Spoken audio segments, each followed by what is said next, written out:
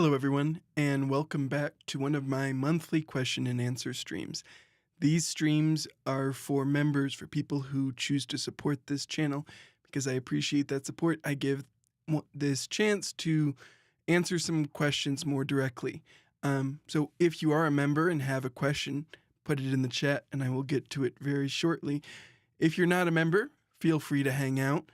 Listen, you'll still be able to hear all my answers and all the various questions. If you'd like to ask a question and you're not currently a member, then consider subscribing. We're going to start off with the questions that were put on my community post first, and then we'll get to any other questions that show up in the chat. The first question I got was from Historic History, who asked for a bookshelf tour and D&D thoughts on fun campaigns, favorite characters, etc.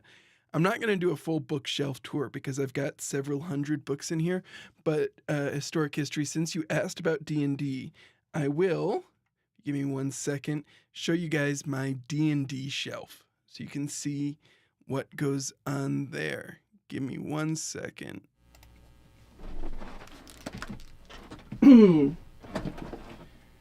Okay. So this is my D&D shelf.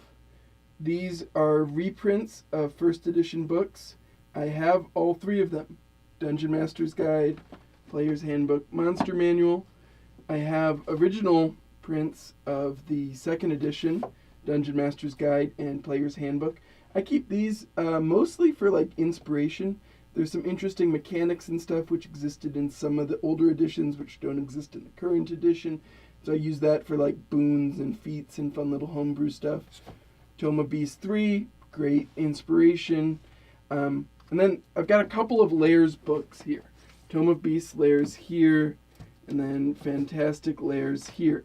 And the reason I keep those books around is because they work really well for when I want to run a one-shot and do basically 0 prep.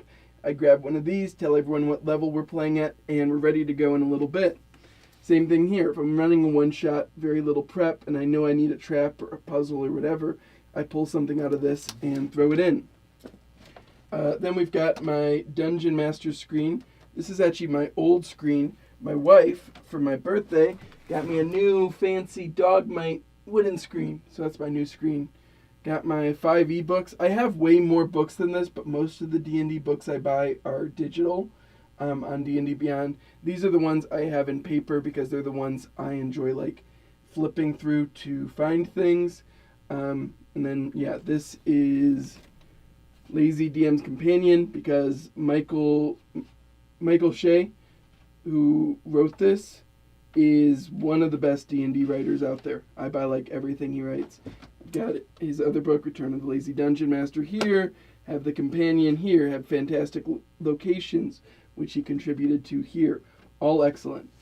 This is the Tal'Dorei Reborn campaign setting, because I love Critical Role. Same reason I've got Vox Machina Origins here. These are like spell circles for Fireball and stuff like that when we're playing in person. This is an old Forgotten Realms book that I took some inspiration from.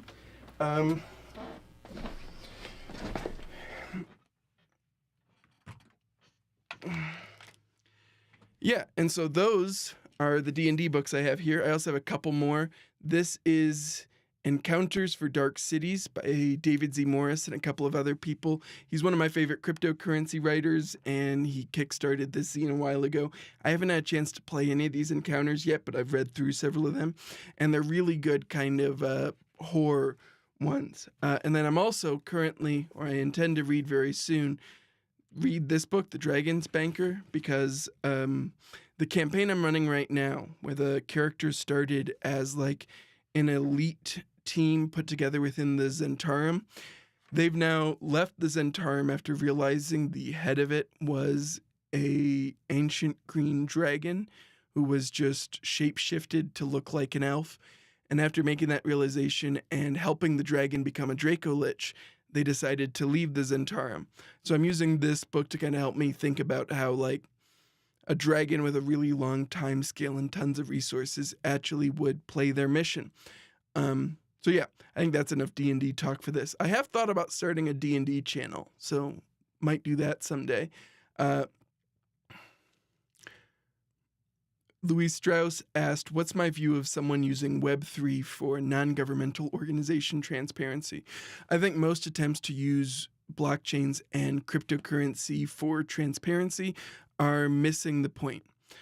No matter what, you still end up needing to have a human being who actually, you still need a human being who ends up like putting the information in and doing something like that.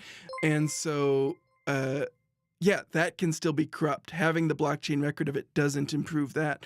I think broadly the transparency is aided by independent third parties being able to go in and observe the things the organization is doing and see the books, see the transactions, things like that. Opt-in, thank you very much. No, it did not result in a strike. Most of the time that kind of stuff doesn't result in a strike. It just results in like the stream being killed and like the video being demonetized, which I don't have that video public right now. I think it's unlisted. But if I did make it public, I would not be able to monetize it. It's not a very good video because I got copyrighted like a few minutes into it. So it's not public. But no, I've got no copyright strikes on the actual channel or anything like that. You do not need to feel bad. And I appreciate your super chat here. I think that's all the questions for this. There will be another one of these in a month. Keep your eyes in the community tab about a week before, like a month from now, because I always put a post up to collect questions for any members who are unable to make this. I appreciate you all tuning into this, and yeah. Oh, since there's not very many people in here, and a lot of you guys are the members and stuff who actually support the channel, I am going to let you guys know what my next video is about. It is taking a look at the promises Elon Musk made about robotaxis back in 2019.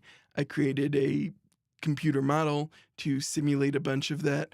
And so, yeah, we'll have a video on that in probably a few days, maybe a week and a half. That script has been in production for I've been writing that script for 3 months now. It's a really tricky one that I've found to get right. Sure, historic history. So that campaign I was talking about where they used to be members of the Zentarum. Tonight, I'm actually DMing for that campaign. And so they are in the Underdark right now, meeting with a group of Duergar, to try to negotiate alliances to help kind of bring together different forces that might stand against this Draco Lich they've unleashed. This Draco Lich, who they now know is trying to unleash Tiamat. This is a high-level campaign, you guys. We're at level 14 and going to at least level 17. So yeah, Tiamat's on the table. Vecna's on the table. The Warlock in the group has the Eye of Vecna right now and has Vecna as their Warlock patron. So there's a lot of big bads on the table. So they're meeting with these Duergar to try to negotiate this alliance. And they very quickly find out that these Duergar had been hired initially by the same person, by the dragon, by the Draco Lich and stuff like that. And so there is this kind of bit of conflict there. So the place they're at right now, historic history, is focused more on creating golems, constructs, things like that. There is another research outpost that they kind of saw a little bit about, where there are individuals working on aberrations and things like that. And so there may be more of a elder brain type big bad at that location. And the really funny thing, it's going to be really funny if any of them are listening to this right now. The really funny thing about it is that place where there's people experimenting on the aberrations is right beneath a mine they recently took over. An Electrum mine. In my world, Electrum is used as kind of a magic amplifier, kind of like a residuum in Critical Role. And so they took over an Electrum mine, which was previously under Zentarum control. And deep beneath that, in the Underdark, there's a group of individuals who are currently doing some experimentations with aberrations and things like that. On that note, thank you guys all for tuning in. I really appreciate it. Keep your eyes out in the next few days for that Elon Musk video, which is coming soon.